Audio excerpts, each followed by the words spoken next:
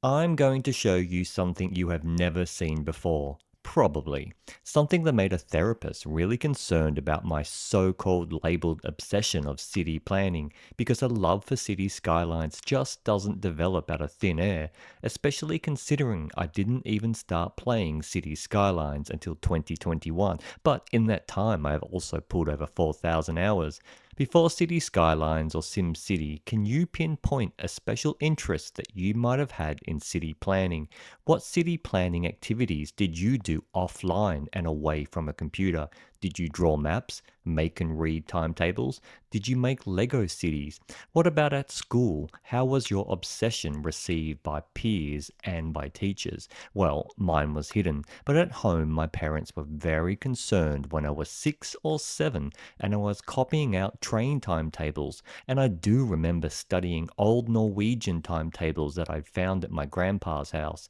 But during the long winter, what I call isolation, this was a challenging time. Internet was scarce as it kept dropping out, and the crap Australian bandwidth had to be shared among 5 people. But luckily, we had a lot of space to run around, but we also weren't allowed online for long periods. So, what I chose to do for hours and hours might surprise you. If you're new to my channel, you will see in previous videos I have been open about having autism, ADHD, and being called things like loser and loner because I was obsessed with cities. And like most people, it started with Lego. But let's get into the map side. And oh boy, another obsession. Sorry, I mean autism special interest that I never knew that I had until the long winter of 2019 came. Let's get into it. So, this is what I did during isolation. Are any of you this crazy? So, here is the outline of the city that I created with the trains and the national parks and the rivers all colored in, all the suburbs, every single one with the number 52, meaning it's page or map 52. And as you can see, as I started out, I wasn't as good as what I wanted to be. You can see the train station there with the distance to the CBD, 62.8 kilometers in the suburb of Shingle. Oh, it's cold. Coming up with all the suburb names was very challenging. Sweden, Red Flint. Doing the trains was my thing that I love the most, and the different highway colors like road colors, green for highways, orange for collectors, train lines in red. Every street on here has a name. Everything, well, I'm pretty sure 99% of everything is colored in. And as you can see, I was doing things in pencil to begin with, and then pen, but I changed because remember this took a couple of months to do. And then as you can see, as we head into the city, it starts to become highly congested. And this was really fun. You got schools, the shopping centers, the McDonald's with the little M signs there, the train sidings, and it's just map after map. Oh, the motorway coming through here. It was fun because what I would do is I would go through and put the motorways through the whole maps, all 100 pages of it, so I knew which way that they were going and build the city around it. Like, not like a city plan will do that, coloring in all the ocean. That took forever. Ooh, no boat access at Chandler Beach. Don't be taking your boats there. Sam's Cave National Park here, coming through with the windy roads. So I can, as you can see already, that my hand skills or fine motor skills have developed a lot from the very first map. It's become a lot more condensed. It's like as if the scale has almost changed.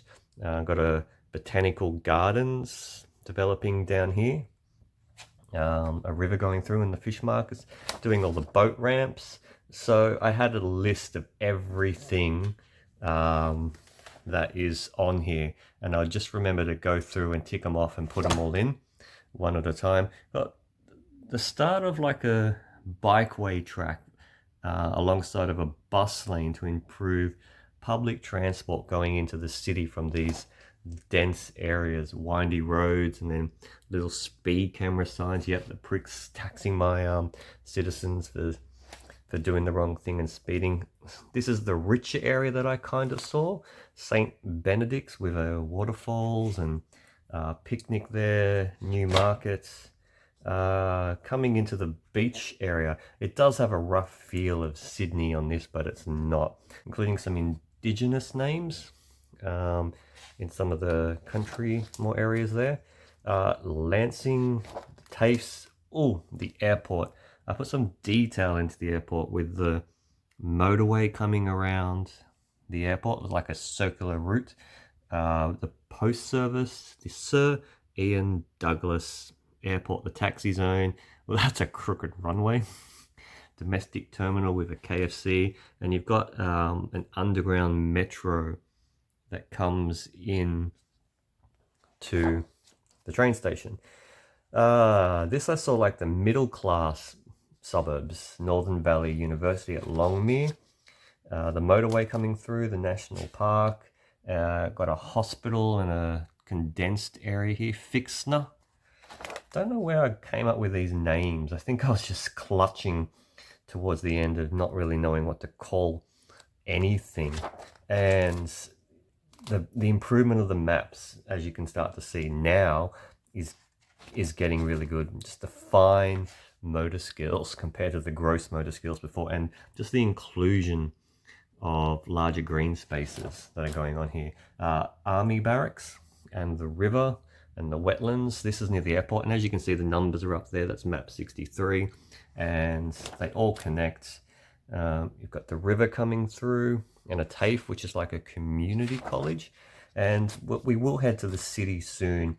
There are multiple CBDs, but like most cities in the world, there is just the one CBD. And we are heading closer to the city now, so hence why everything is looking more condensed.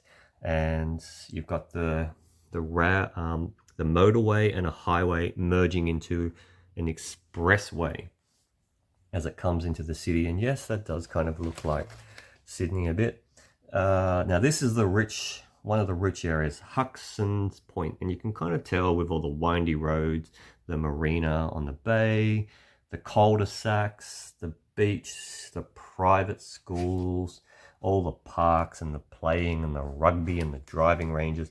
But then it's weird, like the map heads out because of how maps go, like along a grid, a row, and then it comes back and starts again. So we're back out in the western suburb areas where the poorer people live, the Gilroy Toyota manufacturing, cement works. It was really hard coming up with all the industry. Just an industrial park, state athletics institute, animal welfare, and as you can still see, everything has a street name. Now, I didn't actually have a list.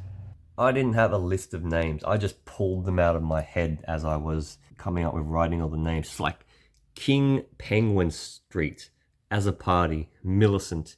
I think I was just really looking around and just going, all right, A, what's a word that starts with A? What's a name that starts with A? What?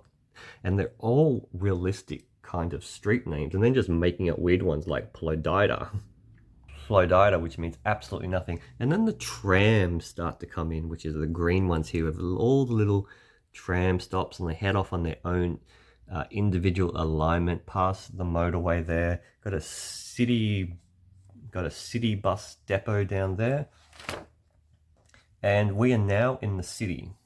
This is the city centre with the business district.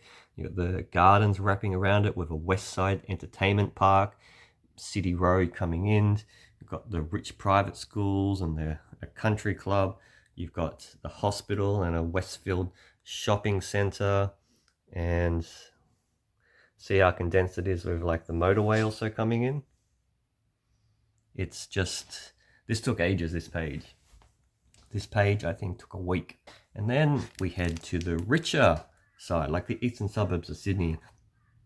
This, sadly, is my attempt at what I thought was Bondi Junction, with a university next to it, and the Westfield Shopping Centre, playing field, and a Costco, and Xbox Stadium at Edward Park, where maybe they play Gridiron, maybe.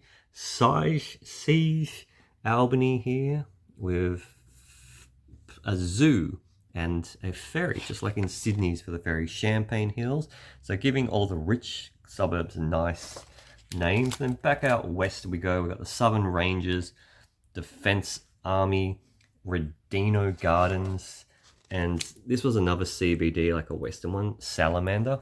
That's a weird name, but and I loved following the motorway through and just the train lines. And yeah, this was a fun one, doing the motorways with the bus lanes in the middle and making alternate routes, like sort of solving traffic out in a map. Now imagine if I went to make this in City Skylines, that'd be insane. And so now we're heading out to the airport area that you saw earlier as it heads below. And we've got another small area, airport there, a Fox Studios, Children's Hospital next to the bigger hospital, the customs terminal there, and sort of more of the rich area going on here. Dutton Hills Girls' School, a Royal Elwood golf course, and we're getting hillier here now. And as you can see, the bus truck speed limit 20 going up the hill, with the trains going underground and spiraling and turning with each other as they climb the hills into this area here of, I don't know how you say that, Poirot, is that like a detective? And continuing through the hillier areas here, and by this point it becomes really dense. I did enjoy making this one here.